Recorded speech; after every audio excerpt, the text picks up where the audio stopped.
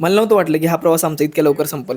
तर कधी हे दिवस गेले कळलंच नाही. तर आज आमचं शेवटचं प्रॅक्टिकल आहे, म्हणजे आमच्या फायनल इयरचं शेवटचं एक्झाम, म्हणजे प्रॅक्टिकल एक्झाम. तर हे काय रेग्युलर एक्झाम नाही बरं का. मग रेडी वगैरे झालो, हॉल तिकीट वगैरे घेतलं आणि चाललो एक्झामला. आता हे एक्झाम म्हणजे आमची शेवटची फायनल, म्हणजे सेमिस्टरचे एंड आहे. तर शेवटी जे प्रॅक्टिकलला लागणारं सामान आहे वगैरे आम्ही मग या शॉपमधून घेतलं बरं का. आणि एक शेवटची रिव्हिजन म्हणजे प्रॅक्टिकल एक्झामची शेवटची रिव्हिजन, आणि हा शेवटचा लॅब कोट. आता तुम्हाला आजच्या दिवसच दिसेल हा सगळं आमच्या अंगावर बरं का. आता यामध्ये बी चिमटी चिमट म्हणजे म्हैसची टोपी हरवली बरं का. मग आता शेवटी सगळे तयार वगैरे झाले आणि हे शेवटचं प्रॅक्टिकल आहे.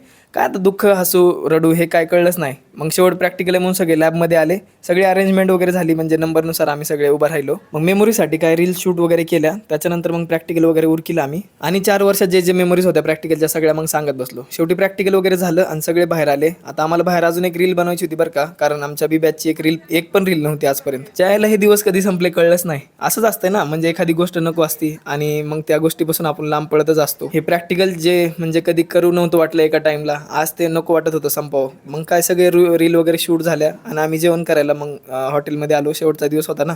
आता गेले ते दिवस आणि फक्त राहिल्यात आठवणी, आणि आमची ही बी बॅच. काय माहिती आता पुन्हा कधी आम्ही एकत्र येऊ, काय माहिती पुन्हा आम्ही हे प्रॅक्टिकल कधी करू का नाही. म्हणून माझ्या ज्युनियर्सला मी सांगतो की जेवढं तुमचं राहिलं आयुष्य, जेवढं तुमची कॉलेज लाईफ आहे ते एन्जॉय करून घ्या. पुन्हा हे तुम्हाला मागितलं तरी दिवस भेटणार नाहीत. तर फायनली शेवट एक प्रॅक्टिकल झालंच आमचं. तर मग भेटू तुम्हाला उद्या.